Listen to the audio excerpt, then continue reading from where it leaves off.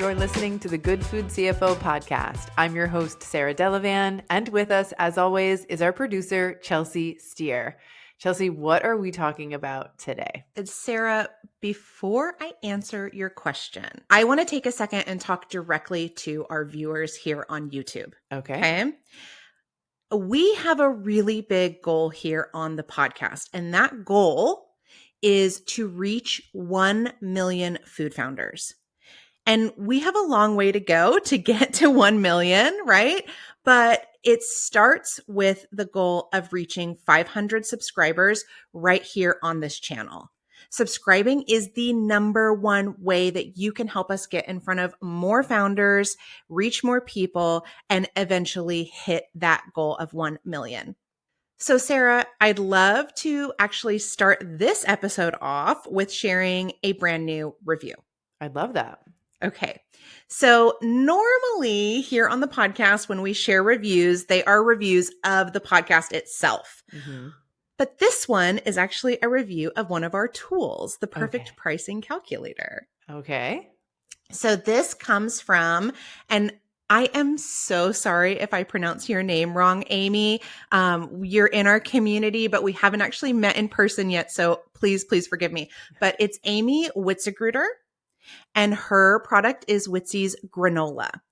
And she said, just finished the Perfect Pricing Calculator. Is so helpful. I am making my way through all the sales channels. I love that. That is our most popular tool, I believe. Yeah. Under $50. All of our tools are under $200 on the website, all the tools and resources. And that one I love so much because it's like the core, right? We talk a lot about product margin and understanding what, a single product's margin might look like across many channels. And so I love this as a tool, where people are starting. And thank you, Amy, for leaving this review with us. I believe on Instagram is where you told me we got a DM. So thank you, Amy. It means a ton to us. We're so glad that it has been helpful to you and that you're working your way through all of your sales channels. Yeah. And just like you said, right, Amy talks about working her way through the sales channels. And what's really cool about the Perfect Pricing Calculator is we actually have multiple calculators in one. Yeah. So I'll just call out a few here. We have a calculator for D2C, distribution, Amazon, if you're selling on Amazon. We have a calculator for B2B platforms like think Fair or Mabel. Yep. And then we have our most recently added calculator, which is for Bubble Goods. Yep. Plus, when you purchase any of our tools, you also get lifetime access. I want to call that out for a very important reason because we're not done, right? There are more calculators, I'm sure, to come. And as we add those new calculators, you will maintain access to all of them with that lifetime access. Yeah. And I'll add to that, Chelsea, that we're always open to adding new calculators. So as new platforms, new opportunities, for founders to sell become available, we want you to have the ability to run the numbers, to figure out, okay, what are the fees associated with this? What is the margin that this new platform or, distributor model, is asking for? And how can we price our products in that channel or on that platform in a profitable way? So email us, hello@thegoodfoodcfo.com if there's a channel that you want to consider and that you either don't see a calculator for, or you're not sure which existing calculator to use, to figure that out. And if we need to add to it, we absolutely will. And then all of the founders who have purchased the calculator, as you said, previously, will get access to that new calculator as well. Yeah. Okay, Sara, now on to our main episode. This is our first Baba Yacht episode of season 14, and Yay. I'm so excited for people to hear this one. I was listening to the conversation prior to our recording of this intro, and this conversation with Brian and Sara from People's Choice Beef Jerky, I think is a really excellent example of what it means to build a business on your own terms. Yeah. And it's because of the way they look at their business and talk about their business. It's a way that we really haven't had many people talk about here on the podcast. Yeah. So as you mentioned, Brian Bianchetti is the CEO of People's Choice Beef Jerky, and his sister Sara is the VP of Marketing. They are the fourth generation owners of their family's business, which has been crafting premium meat products in Los Angeles since 1929. And together, Brian and Sara have focused on both honoring their family's legacy and innovating and growing their business. And I, as I share in the main episode, actually met Brian years ago when I was a buyer searching for the best, possible quality beef jerky, in Los Angeles or California. And that my search led me to People's Choice Beef Jerky. And then I recently got reconnected with Brian through the Made in LA Coalition, which we also share about within the episode. He wasn't the CEO when I met him years ago. And then sort of re-meeting him again recently as the CEO, he shared a little bit about their approach to business. And not just now, but always, like since 1929, and how, slow and steady and, growing at your own pace and so many other things that, as you said, are very Baba Yacht. I just thought how cool to have them on the show and to talk about not a brand new, flashy brand that's launching, but a company that has been in existence for generations, who is innovating and doing things on their own terms for decades. I just thought there was so much that our listeners could learn. And I think I was right. I think they're very open. They don't really beat around the bush, and they're honest about how they're doing things. And I absolutely loved hearing from them and speaking with them. And I'm excited for our listeners to hear as well. Yeah, I think one of the things that really stood out to me and made me go, oh, we haven't had this conversation before, right? Or I haven't heard this conversation here before, is when they talk about like, yeah, they're not in a hurry to get somewhere. They're not trying to grow super, super fast. Like profitability is the most important thing to them because they're not looking to sell. Yeah. They're looking to sustain and maintain, right, ownership within their family. And I just thought, God, that's such a cool thing to talk about. Yeah. And we, I think on the flip side, one of the things we address is, okay, you guys aren't launching a brand new business. You're stepping into something. So sort of what are the pros and cons of that? Because it could be looked at like, hey, you guys are walking into something that's already successful, that maybe already is profitable. And they address that like champs. They were like, yes, we will answer that question for you, sort of head on. We definitely had a bit of privilege, but there's also some cons to that. And we had to tear a few things down, to get going in the direction that we see for the future while maintaining the legacy and the integrity and everything that the business has stood for so many years. So yeah, totally a great conversation. And we talk a bit about social media and their philosophy there and just so many good nuggets. Yeah, I'm really excited for people to hear it. Are you ready to jump in? Yeah, let's do it. Ready to take control of your finances? Want guidance tailored to the specific goals you have for your business and a supportive environment to build your financial confidence? Join me in our CFO office hours. You'll get expert financial support at a fraction of the cost of hiring a consultant. Each session, I'll help you tackle your specific challenges and opportunities, break through roadblocks, and build confidence in your path to profitability. Visit thegoodfoodcfo.com and click on coaching to learn more and reserve your spot in our next session. Sara and Brian, welcome to the podcast. Thank you for having us.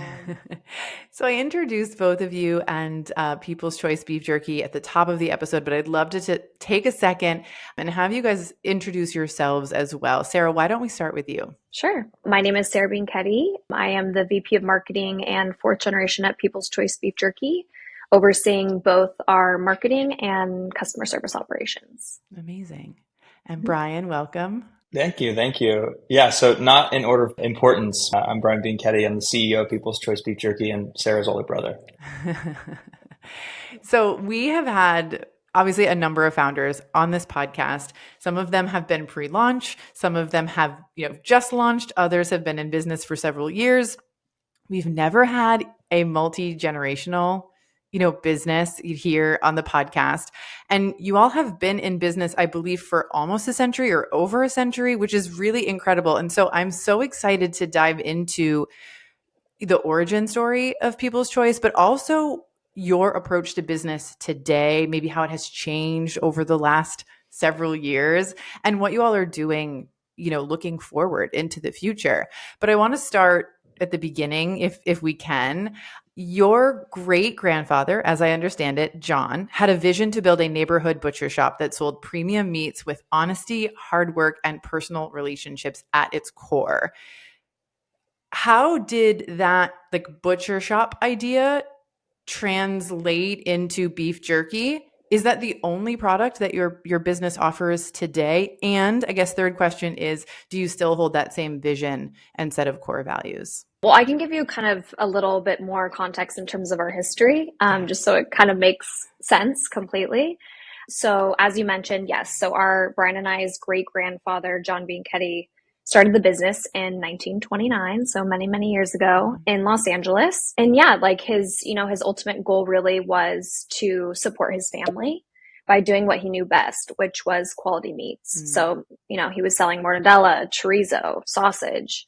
And then over the years, the company has been passed down from generation to generation, with each one really making its own unique mark on the business. And then fast forward to today, Brian and I are fourth generation. We work with our dad, Mark Bianchetti, who's third generation, as well as our mom. So it really is a family business, still family owned and operated. And we manufacture handcrafted beef jerky. So everything from raw materials to finished packaged product. And then also an interesting fact, less than 3% of family businesses survive to the fourth generation, which is pretty incredible. And we're expecting the fifth generation. Brian's wife is pregnant. Oh, so congratulations. Who knows? Thank you. Yeah, but I think, even though the business, how it's, constantly evolved and changed, we've really continued to find purpose to move us forward. And really that purpose is simply our commitment to handcrafting a quality product. So even though it started with, a neighborhood butchery, it's evolved over the generations, and now we make beef jerky. Yeah. Yeah. And Brian and I talked offline a couple of weeks ago. We were connected through an organization that you founded, which we will talk about kind of separately. But I had actually been introduced to People's Choice when I was sourcing ingredients for a great catering company here in LA. And I wanted to bring in the best quality products, no matter what we were sourcing. And so I ended up, in your inbox and eventually at the shop. And, it really is an amazing product. I had never seen it on a retail shelf. I'd never seen it in a retail store. And at the time I was intrigued by that, but I wasn't really in this role of understanding how businesses could grow and the many different channels that a product can be sold through. So I'd love to dive into, the business model from the sense of where do you sell your product? What channels are you in?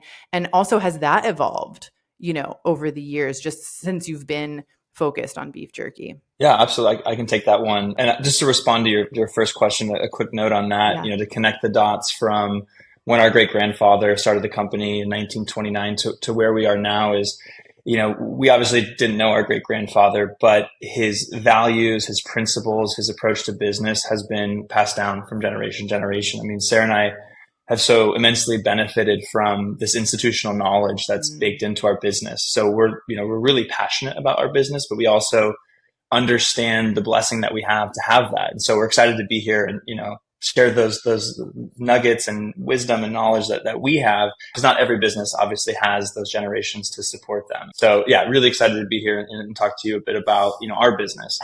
So to give you a sense of where we sell today, we sell omni-channel. So we sell online on Amazon, on our own .com website, as well as a few other smaller online channels. We also sell wholesale to retail. We sell to just independent distributors, more regional, local retail chains, grocery. And then we also have specialty accounts like hotels and breweries and those kinds of things. And then we also do a little bit of private label and co-packing. So we definitely take an omni-channel approach to our business. And that's an area that I spend a lot of my time thinking about is, where are the best places to sell our product? Where can we find customers that are going to appreciate our product and, are looking for products that are made with purpose? And so to sort of close the loop on that in terms of, this question of like national retail, it really starts, I think, the decision to go, into opportunities, like maybe on a much larger scale, really comes back to understanding what our purpose is as a company and what makes us different. And there's this thing that we always say internally, it's like we choose to be great and not big. And I think that really influences like where we want to be, who we are, what we do, and everything that we do. And what we found is that we're best when we're creating a product that uses premium ingredients, that allows us to keep our handmade, element to our process and keep our commitment to those things. And, going to a certain scale would move us away from that. So if we can, achieve our profit goals and, our quality goals at a scale that will keep the business growing, that's where we see kind of our future for our generation and hopefully the next ones as well. Yeah. Our listeners are going to be like, okay, Brian and Sara are plants. They're, you handpicked them to say exactly what you wanted them to say. And I'm just like, for those not watching on YouTube, like I'm smiling and shaking my head. I'm thinking about the one of my favorite books of all time, business books. It's called Small Giants, which really, echoes and illustrates what you just said. We choose to be great, right? Not big. I've wholeheartedly believed that big is not a necessary goal, right? For being great, for being profitable, for generating, financial, wealth and a decent livelihood for founders and the folks that work with them, and also to build local economies, right?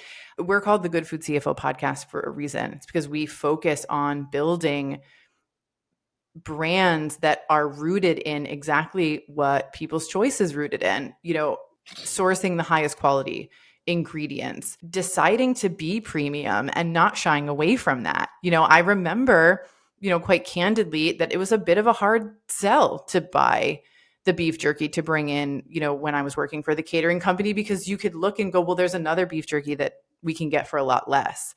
And we talk about that a lot here on the podcast. I'm so glad, Sara, that you're here today, because we can talk about finances and like channel decisions for profit margin reasons. But I think a key part of this, and something we always also try to drive home here, is that you can't have success without very clear brand identity and a marketing strategy that matches the price point, for example, that you are selling your product at. So can you speak a little bit to maybe how the two of you collaborate, or a little bit of the sort of behind the scenes of like how you choose the kind of right places for your product to appear?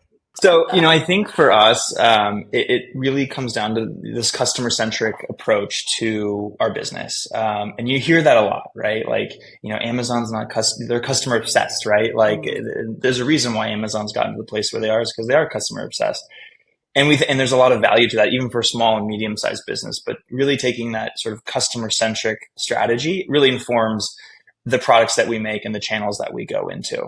And what that means is it really starts from understanding our customer needs. So, is this product that we're developing, is it solving a problem? Is it helping a customer achieve their goals? Or is it just, allowing them to grow their life in some way? And so that starts with, having interactions and relationships with our customers and going deep and really building that relationship. So like, even for me, like I love, it might be anecdotal, information, but being able to like have phone calls and email interactions with customers to sort of pick what those things are and then help build what those products might be.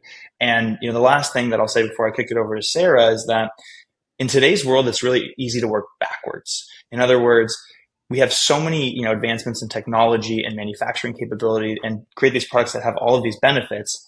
But if those benefits aren't serving the needs of a customer or a real need of what people are looking for, then it's not going to be successful. So really focusing again on that customer, what their needs are, how do we build products for those customer, needs and wants. And so Sara, I would love for you to talk about the Jerky Crisp product and how that's like an example of us really, executing on that customer centric strategy. I also will add, before I dive into the Jerky Crisp, ultimately too, like to build on that, like people are at the center of our business, whether it's, a customer, if it's a vendor, a supplier, all those like human connections really builds loyalty from every aspect of the business. That's why we really try to pull our story through to have that like emotional connection, build that repeat business. And then that creates, positive word of mouth. So all of those human interactions and constantly reminding ourselves that at the end of the day, it really is about relationships, I think is really critical. But to speak specifically to, finding a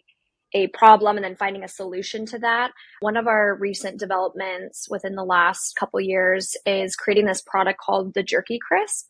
And it's similar, if you can imagine, a potato chip. So it's circular and it's a very, very thinly sliced cut of beef. And it's made with 3 simple ingredients. So it's beef, seasoned with light amount of salt and water. So it's stripped down. It's a nutritional powerhouse, has 40 grams of protein in a 1.8 ounce bag. But we were really going after customers who wanted a very, very stripped down, simple, clean product,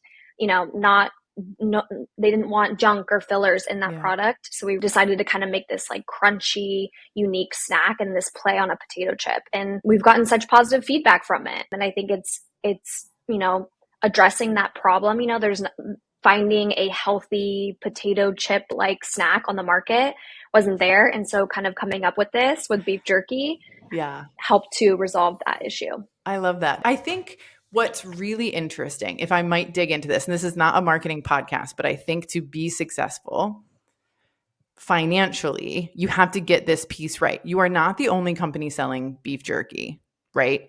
Beef jerky, I think when you look at like the cost per ounce, it's a more premium product, I think, in a lot of instances, right? Compared to like non-jerkied beef. But how do you stand out? How do you differentiate? How do your products serve a different need, say, than another beef jerky brand? And the reason I'm asking this for full transparency is because there are so many jam companies, flavored nut companies, chip companies, right? Where we think, okay, ours is different. It is premium, but it's so hard to break through because they haven't maybe identified how to do it. They haven't found their customer and they don't really know them well enough to speak directly to them. So I'm just really curious about kind of cracking this open like a little bit more, Sara, and sort of hearing about your work in this area. Yeah. Ultimately, you can't be all things to all people, both in your personal life and also professionally. I've learned that, right? So I think with that being said, the jerky space in general has transformed over the last decade, right? And I think something that makes us very unique is our old school style of beef jerky, which is our texture ultimately. So we make a drier style of jerky. And we really have owned that space and really leaned into it and really market it as an old school cowboy style jerky that people love and really appreciate. And so I think that's what makes us different is, it's a little bit, drier and tougher, but that's because we don't, pump it full of preservatives and additives. It's a very simple handmade process. And we've actually maintained that handmade element for nearly 100 years, which I think speaks to our longevity, the quality of our product. So instead of shying away from that and making a very processed style jerky, which could be, the easier way to do it, or maybe even the cheaper way of doing it, we shy away from that. We really lean into that handmade process. And, we always say too, like, you'll never find 2 pieces of jerky that are the same because genuinely from start to finish, everything is done by hand. So I think the quality of our product is really what differentiates us from other companies, beef jerky companies out there for sure. And then one thing that I'll add to that too, it's a really good point, but that's not something we always knew. Like that was a lesson that we had to go through, or at least I went through, because Sara's talking about a lot of the innovation that's happening in the jerky space. And a lot of it was around flavor and, cleaning up the ingredients and texture. And the market was expanding because some of the brands were figuring out ways to process it so that it had a softer texture and appealed to a wider audience. And so while this was happening here internally, like I was figuring out, okay, well, how do we change our product? How do we adapt to this, right? How do we get a softer jerky? And what I realized is that like kind of moved us away from like who we were and like what made our product different. Now, you know, are we ever going to be a huge international jerky brand that appeals to the widest audience? No, but the thing is, we don't want to be that. And so like Sarah's 100% right. And that's something that we've really learned over the years is like she said, is really well said. You can't be all things to all people. And I think once we've kind of figured that piece out, it's allowed us to really focus on communicating with customers why our product is the way it is, educating them, you know, through product photography and video and reviews and talking about, oh no, it's this way on purpose because it's super clean.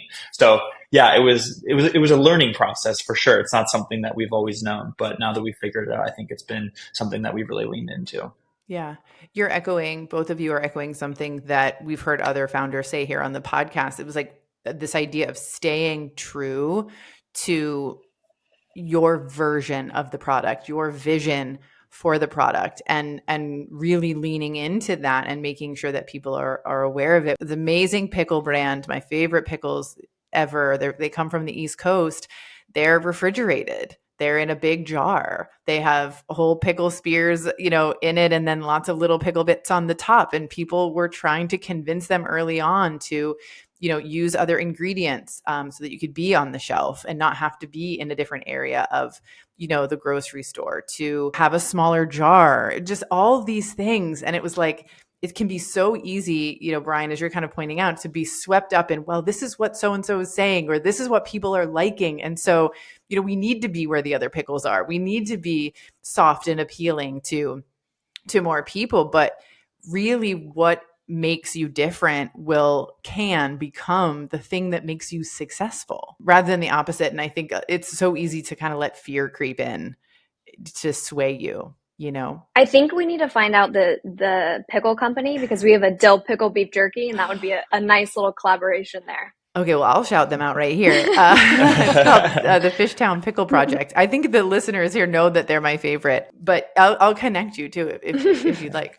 I want to dive a little bit more into the business, and if we can, I'm going to kind of dig a little into some finance stuff. I'm curious if margin for a particular channel plays a role in your decision making and what that process might look like. So what I'm imagining in my head is like, Sarah's like, oh, hey, we have this great new opportunity, you know, in this channel or in this store, let's say, you know, Brian, like, let's move on it. Can we make it happen? Are you then going, Sara, what is the price point you're offering them? And let's calculate the margins, or sort of what does that behind the scenes work look like?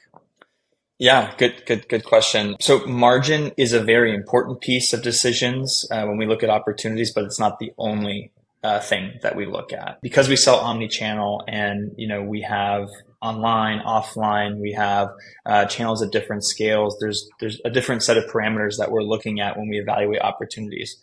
I will say that, you know, margin is probably the most important because we have to make our money. We're in the business of making money. Like, we're not a marketing company.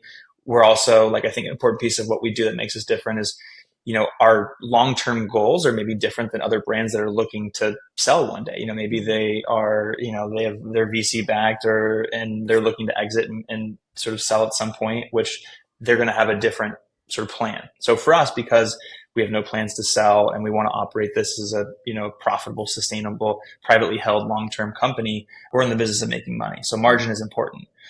But there are, I think, opportunities outside of margin, depending on the channel, that can lift the entire business. And each channel has different risks. Our business example, because we produce everything in-house, there's a fixed capacity of what we can make, right? And most businesses that are making their own product, right, are ultimately going to have that ceiling on their business. I mean, there's opportunities to grow, but let's just say for our conversation that there's a ceiling. Yeah. So my job is to figure out, where can we sell our product? Where can I fill that capacity? Where can I sell that capacity in the best possible way for the business? So margin is important, but also diversifying our channels, hedging against one channel or the other. Like, I don't want to sell everything to Amazon, because what happens if Amazon comes back and raises their commission from 15 to 20%? Or they, you know, our listings get shut down for some reason that we can't control, and we're not selling on Amazon for a week or two while we figure it out. That presents a lot of risk. So, you know, that's part of that equation too.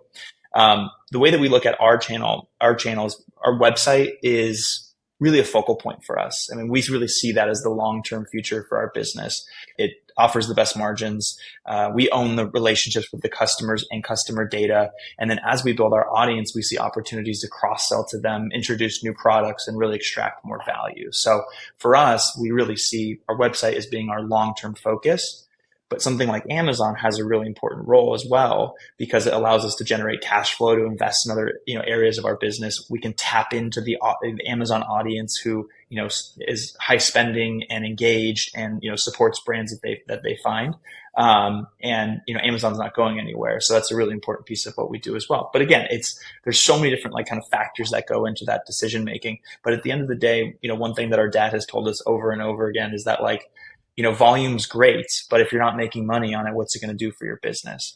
So, him always in the back of our heads, to go back to the example of Sara coming to me and say there's an opportunity. It would then be me thinking, okay, what would my dad say in this instance, right behind well, are we going to make money on it? What are our margins, And the kind of the theme is that, why do more for less, right? When you can do less for more. And that's sort of the secret of our business. And whether that's the price point, whether that's where we sell, that's the customers, that's always kind of been our model. Do you focus a lot on advertising, online ads, and driving people to your website? Yes, we definitely invest a decent amount of money in terms of trying to acquire new customers. We're trying to funnel in new ones all the time.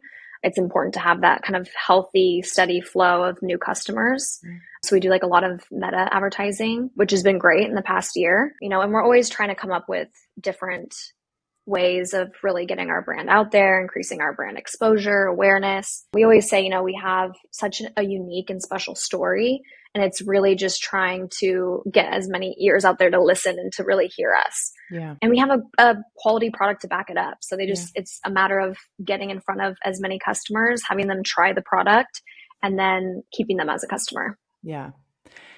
I want to ask if there's anything, I'm going to use the F word. Has anything ever just failed? An idea, a product launch, something internal that you thought, okay, this initiative is going to be great, and it just didn't work out? What do you mean? We're perfect. Should we say 1, 2, 3 and say what we think and see if it's the same thing? I love that idea. I'll answer it first. So, one area that we also differentiate ourselves is our flavor development. The beauty of the size of our company and is that we can innovate pretty quickly. We have a test kitchen here on site, so we're always cooking up small batches of new things. And not every flavor is a winner, and that's not necessarily a bad thing.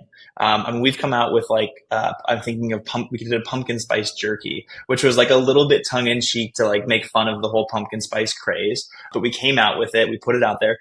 Some people loved it and some people absolutely hated it.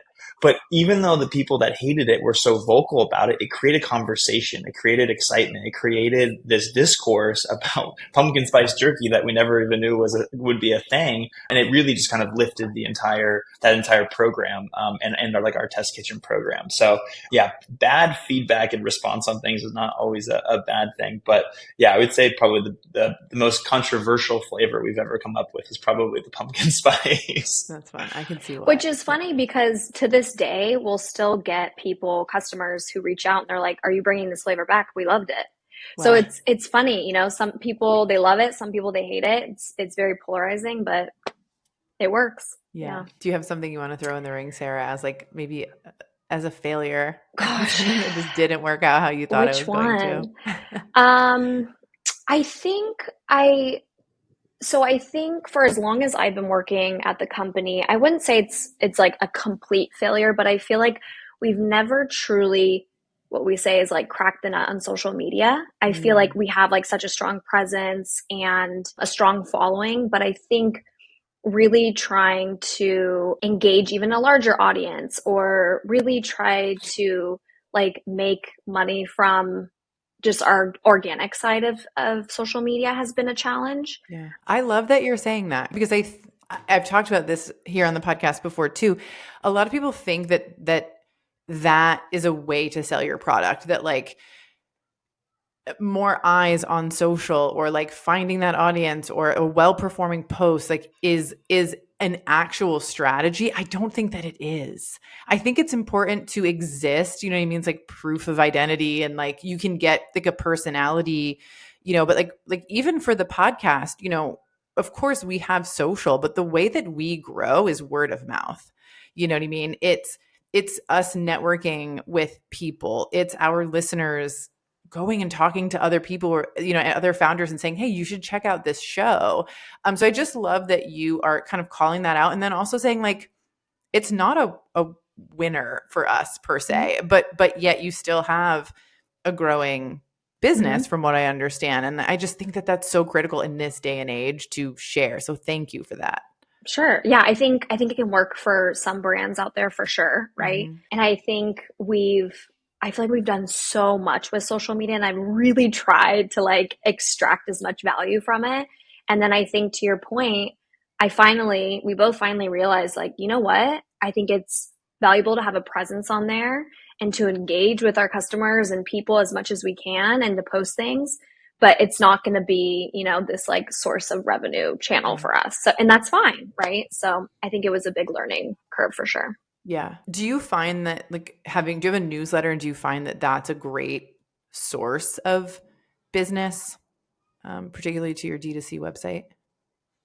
Brian, I'll let you take that one since you write it. I mean, you're in charge of all the email. You do an amazing job with it. Yeah. Well, so we have a specific newsletter that Brian writes bi-monthly. Yeah, so I handle all of our email marketing, which has been amazing for us. We have like a very strong customer relationship in general. People are very engaged with us, and we have tons of email subscribers. So it's been great over the years. So yes, email marketing has been huge for us, really important. And then to engage them even further, I mean, besides our promotional emails of, new flavors or promotions, discounts, what's currently happening, Brian writes a bi-monthly, so every other month, a newsletter, specific newsletter within our email marketing, just speaking to, anything that's going on, the challenges we face, speaking to our brand. And that's just another way as well to really reach out to our customers. He always encourages them to write back. He responds to every single email. And I think that just adds that level of personalization and really trying to touch every customer and let them be heard, right? We're nothing without our customers. So it's really important to us. Yeah. It seems like people, like the importance of people in this current, world that we live in, which is so transactional. You've said it multiple times. It's like core and key to your success. And I love that you're talking about that.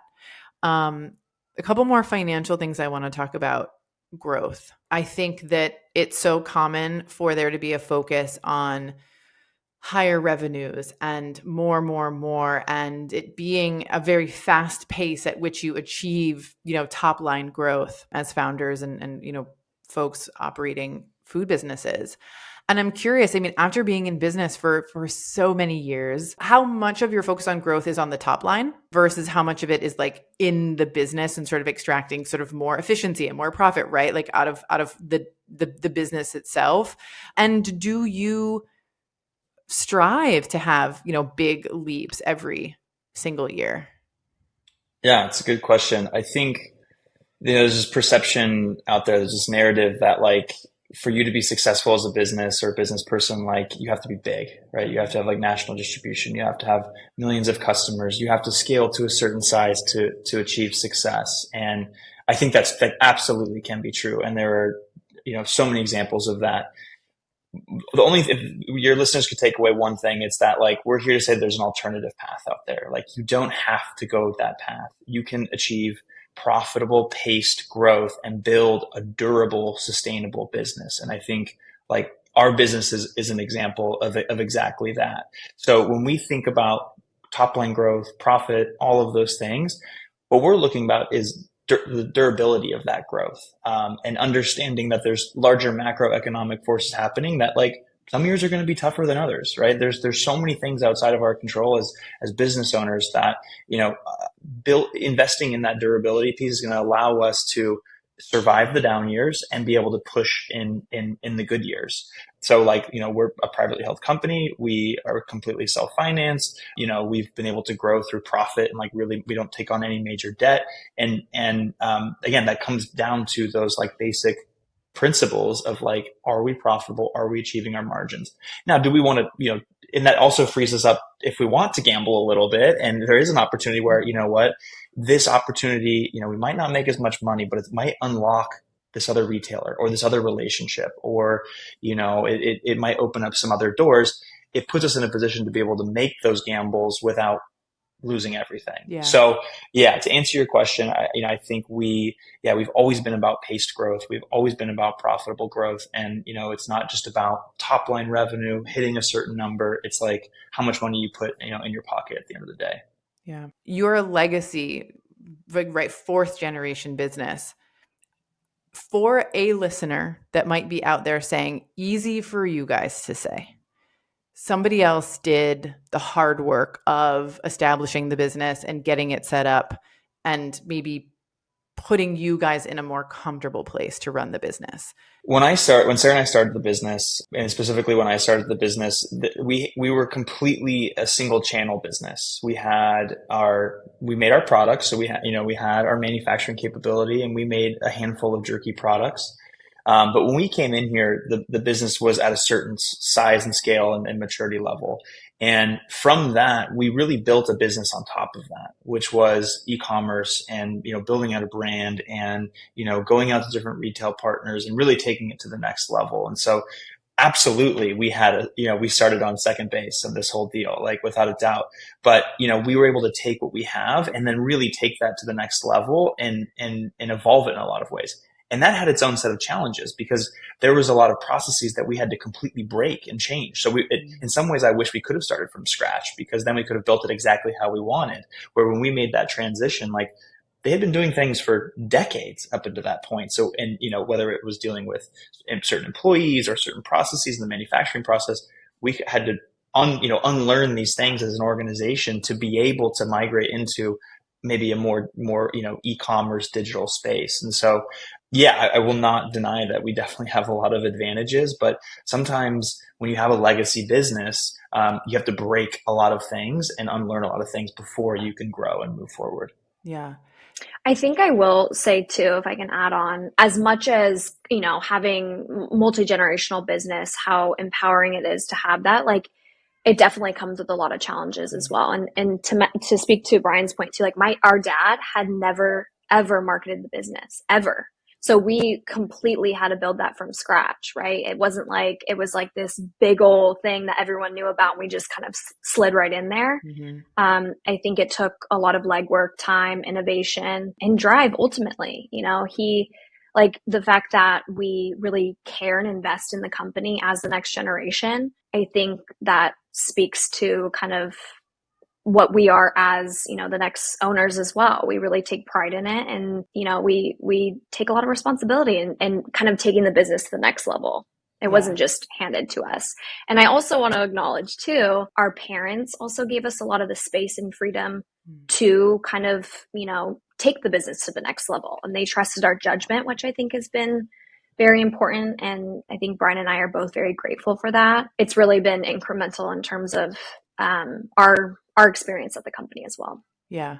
And I'm remembering back. So when I found you on the internet, it was before I think you were in the CEO seat potentially, Brian. I think it was like 2015, 2014, something like that. So that would explain why then I hadn't seen you anywhere at that point, because your dad, I think, was still potentially in charge and sort of doing things that way.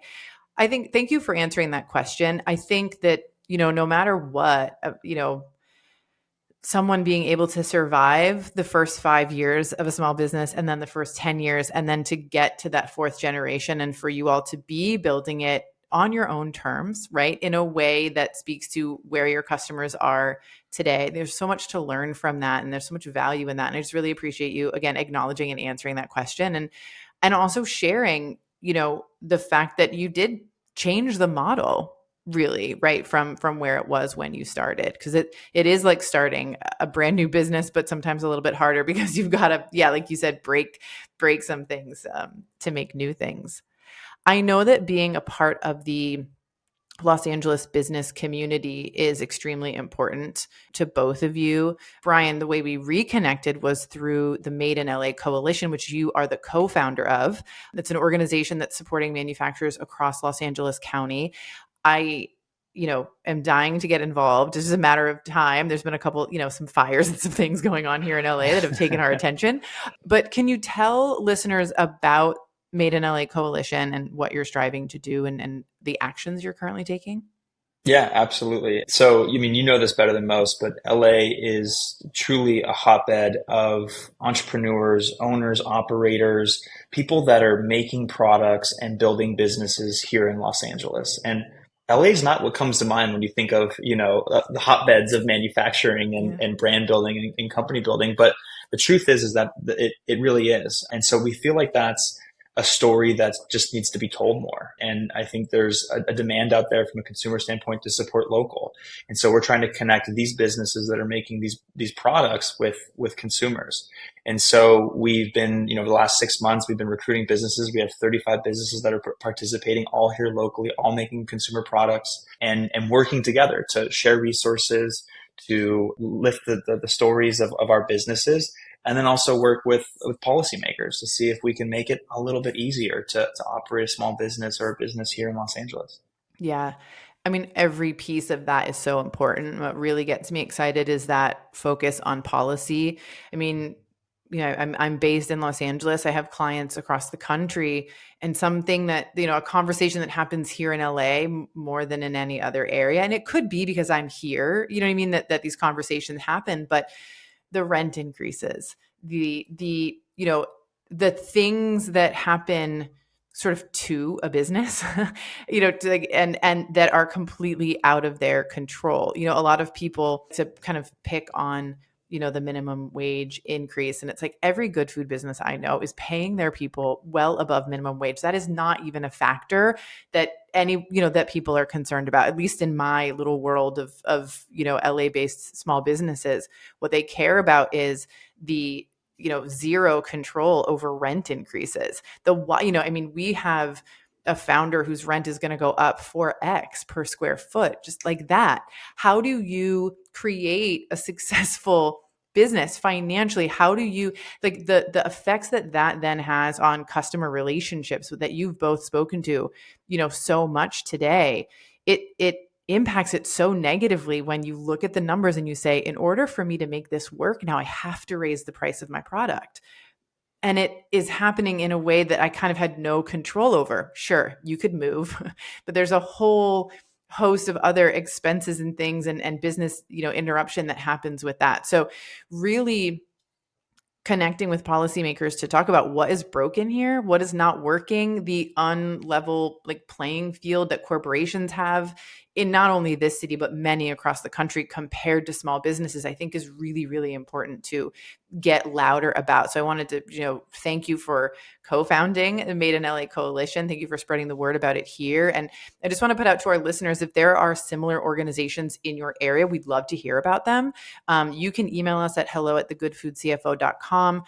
We want to continue to elevate organizations like this and conversations with policymakers to really truly change the food industry and make it possible for our neighbors to support our businesses because they want to, but oftentimes it can be difficult to for financial reasons, even if the desire is there. Yeah, absolutely. I appreciate that. And I think you really touched on some important issues that are relevant to all small businesses that I talk to, in this coalition on a daily basis. And, one of those things is what seems like these, opposing forces of wanting to take care of your employees, offer them, living wages and benefits and everything that they deserve as hardworking employees, with having to operate a profitable business with the costs of every other segment of your business going up. It's just, that is where I think small businesses are really getting squeezed, and then you layer on the rent and all those other things. But, that's a big issue, right? Affordability in California is not just a business issue. It's a much bigger issue. But I think what's important for not only us, but also policymakers to look at is that like small businesses and businesses can be a partner in this process. And, we want to work together to find solutions so that everybody wins. Like we're a business that's committed to our employees, committed to our, our community. It makes a ton of financial sense for us to move the business to Texas or out, somewhere else. But we don't. We're not going to. We want to stay. We want to make this work. And so, to answer your question, how do you do that?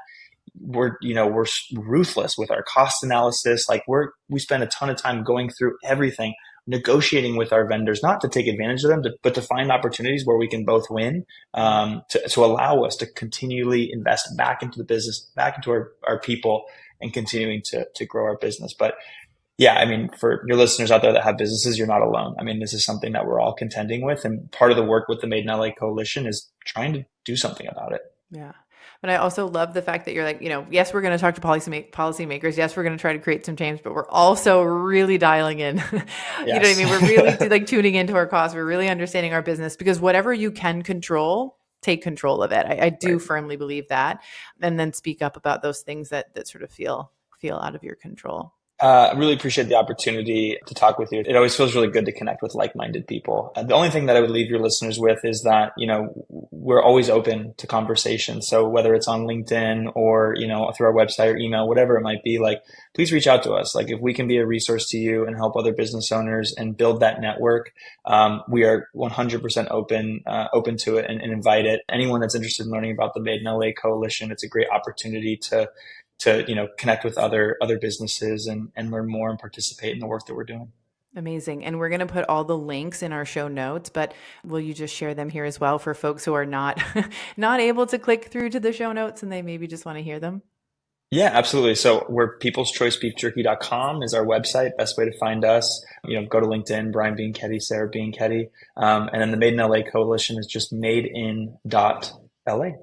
Perfect. Well, thank you both so much for your time today. I think this was an incredibly interesting and valuable episode. You bring so much to the table for founders, whether they're just getting started or they're in business many, many years. So I thank you so much for your insight and your time. I hope you both have an amazing day. Thank you so much for your time. Appreciate it.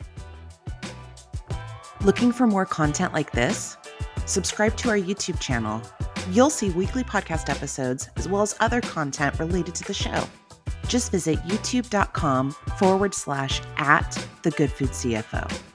Thank you for joining us here today. If you enjoyed this episode or found it helpful or inspiring in any way, please share it with your founder friends on social and rate and review the podcast wherever you listen. It's the #1 way to help good food founders find the show. We'll be back with a brand new episode next week.